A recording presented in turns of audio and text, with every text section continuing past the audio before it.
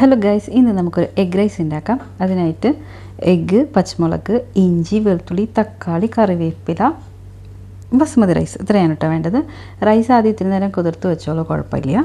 എന്നിട്ട് റൈസ് വേവുന്നതിന് മുന്നേ കുറച്ച് ഉപ്പും ചെറുനാരങ്ങ നീരും ഇത്തിരി സൺഫ്ലവർ ഓയിലും ചേർത്തിട്ട് റൈസ് വേവിക്കാം. എന്നിട്ട് ഒരു പാൻ വെച്ചിട്ട് സൺഫ്ലവർ ഓയിൽ വയ്ക്കുക. അതിലേക്ക് കുറച്ച് സവാള, പച്ചമുളക്, ഇഞ്ചി, വെളുത്തുള്ളി, കറിവേപ്പില ഇത്ര ഇട്ടിട്ട് വഴറ്റുക.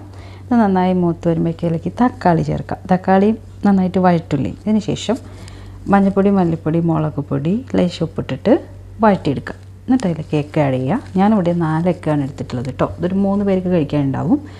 എന്നിട്ട് ഇത് നന്നായി വഴറ്റിയതിന് ശേഷം അതിലേക്ക് നമ്മൾ വേവിച്ച് വെച്ചിട്ടുള്ള റൈസ് ഫുള്ള് വെന്ത് പോകരുത് കേട്ടോ, പകുതി വേവും. എന്നിട്ട് ആഡ് ചെയ്യുക. നമ്മൾ ഫ്രൈഡ് റൈസൊക്കെ ഉണ്ടാക്കാൻ എടുക്കുന്ന ആ ഒരു ഭാഗം. എന്നിട്ട് നന്നായിട്ട് ഇതെല്ലാം കൂടി മിക്സ് ചെയ്തതിന് ശേഷം ഇതിലേക്ക് കുറച്ച് മല്ലിയിലൊക്കെ ആഡ് ചെയ്യാം. മല്ലിയില ഉണ്ടായിരുന്നില്ല, അതുകൊണ്ടാണ് ഞാൻ ഇടാൻ കേട്ടോ.